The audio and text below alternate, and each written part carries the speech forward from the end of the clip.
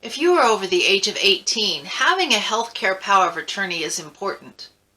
If you're over the age of 18 during a worldwide pandemic, a healthcare power of attorney is essential. Do you have a healthcare power of attorney in place? If you do not, do you know how to take care of that today? By the end of this video, you will understand how to get a healthcare power of attorney in place that's legal in your state. By subscribing to my channel and hitting that little bell, you'll be notified every Monday when I post a new video that's designed to help you navigate this sometimes confusing healthcare system.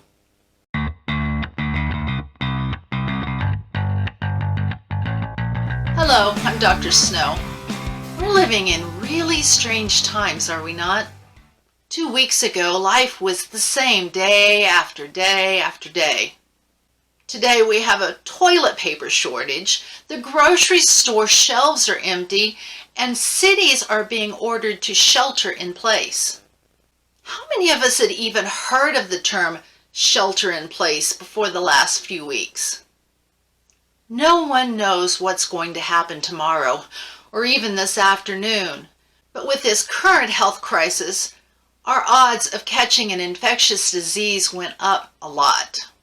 And while we need to do whatever it takes to keep ourselves, our families, and our communities safe, we need to be prepared, not just in case we catch the current virus, but in case any accident or illness leaves us unable to speak for ourselves. This is where a healthcare power of attorney comes in. So what is a healthcare power of attorney? A healthcare power of attorney is a legal document that allows you to designate a person of your choosing to make healthcare decisions for you in the event that you are incapacitated and unable to make those decisions for yourself.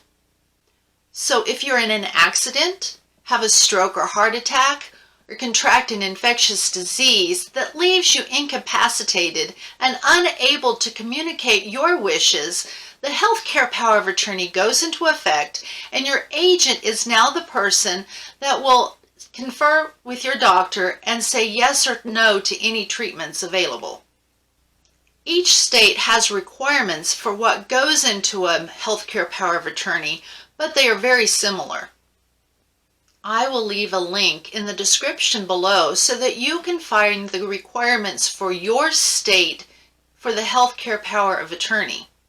You can also contact a social worker, perhaps at your physician's office or at the local family service office if they're open, and they will be able to get you a copy of your state's healthcare power of attorney so that it will be legal.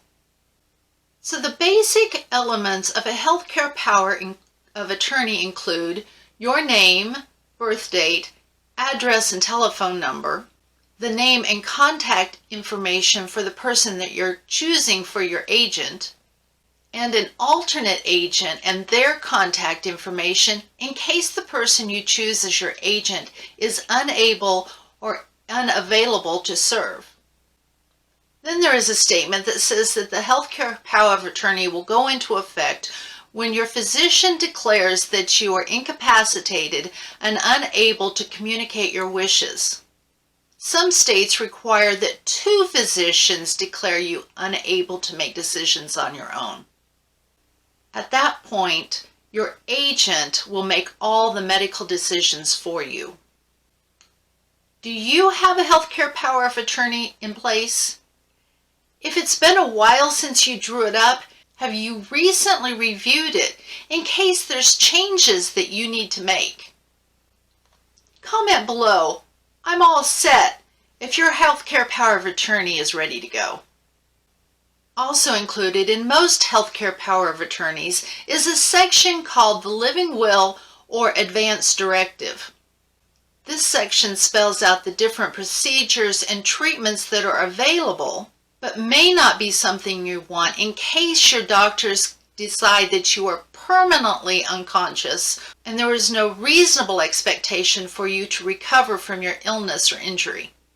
Each procedure or treatment must be denied and initialed so that your agent is clear on what procedures you do and do not want. These procedures could include artificially supplied hydration and nutrition. Do you want to be kept alive indefinitely with intravenous or tube fluids and feedings? If you are in a persistent vegetative state, you could be kept alive for years with these treatments. Is this something you desire? Do you want surgery if it is doubtful that the outcome would either prolong or improve your quality of life? Do you want CPR in case you stop breathing or if your heart stops, even if you would likely remain in an unrecoverable condition? Do you want dialysis, which is a machine that cleans the toxins out of your system when your kidneys fail? Do you want antibiotic therapy, chemotherapy, or radiation therapy? Do you want any procedure that will keep you alive without any hope of curing or improving your condition? You choose which of these treatments you want before they are needed, with the stipulation that your choice is only if the physicians believe there is no hope for your recovery. If there is hope that you will recover, the healthcare power of attorney states that they are to proceed with the treatment. After you have made these important decisions and have discussed them with your agent, you will need to sign the forms in front of a notary.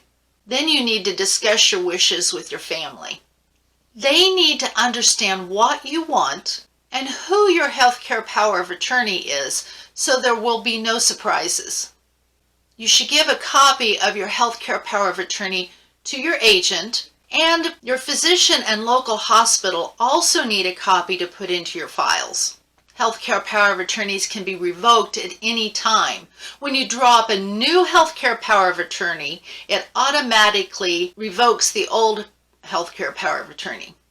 Also, you can state either verbally or in writing to your agent or your physician that you are revoking any previous healthcare power of attorneys. I have written an ebook that helps parents of all ages and their adult children address subjects that may be difficult to bring up but are necessary to plan for the future. You will find the link to get this free resource in the description below. I am sure it will help start the conversations that are so important. If the information in this video has been helpful, please press that like button and consider subscribing to my channel to get more information on how to help your aging parents and how to prepare to be an aging parent. So what questions do you have about the parts of the Advance Directive? Leave your questions in the comments below and I will answer them. Thank you for joining me today to learn about the importance of a healthcare power of attorney and how to get one in place. Stay healthy, wash your hands, and have a blessed week.